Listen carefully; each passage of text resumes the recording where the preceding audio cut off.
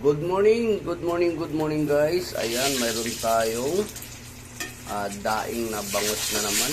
Daing na bangus na bunlis.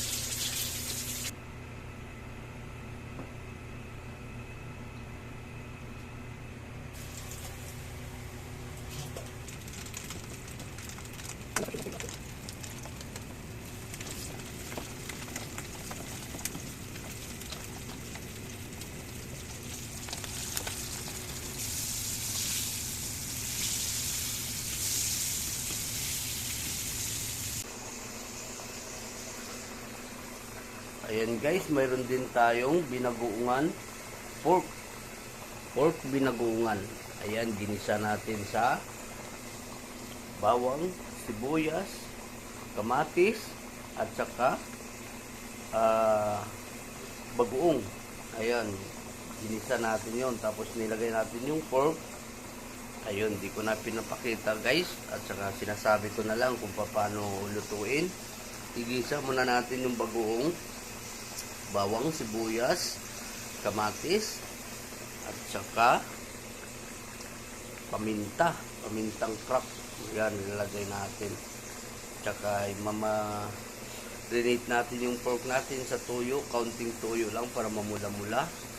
Ayun, at saka nakamarinate na siya. Yung nagisan natin bawang at saka sibuyas, kasama yung kamatis at saka bagoong. Saka natin nilagay yung ating pork. Ayun guys, yun na lang yung kanyang sistema at saka resulta ng ating pork binagoongan. Ayan guys, after 20 minutes, yung bagoong natin kailangan lutong-luto. Saka natin nilagay yung ating pork. 20 to 30 minutes nakagisa yung ating bagoong. Saka natin nilagay yung ating pork para hindi siya malansa. Kasi alam mo bagoong kailangan nakagisa siya mga 30 minutes. Saka ilagay natin yung pork. Ayan guys. Thank you very much guys. Maraming salamat po sa pagpapanood ng ating mga videos. Thank you. God bless you all. Ayan guys, yung ating talong kasama na sa pork binagoongan natin. Pa-fried natin to. Paprito natin guys yung ating talong para sa ating pork binagoongan.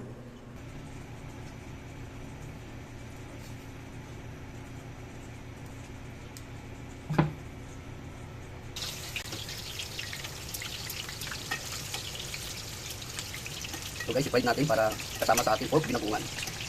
Para lalo siyang sumarap.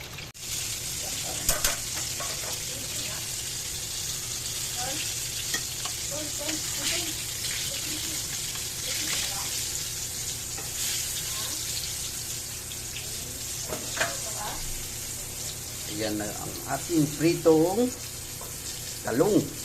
Ayan.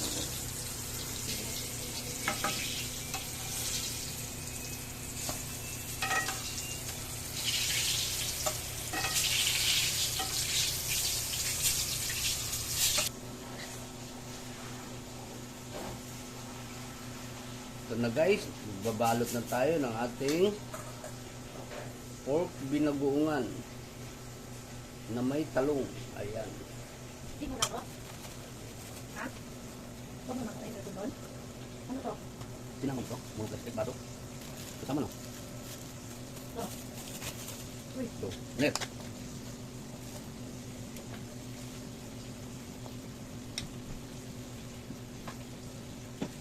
Ayan guys, yung ating isang order na pork binagoongan with talong. Ayan guys, thank you.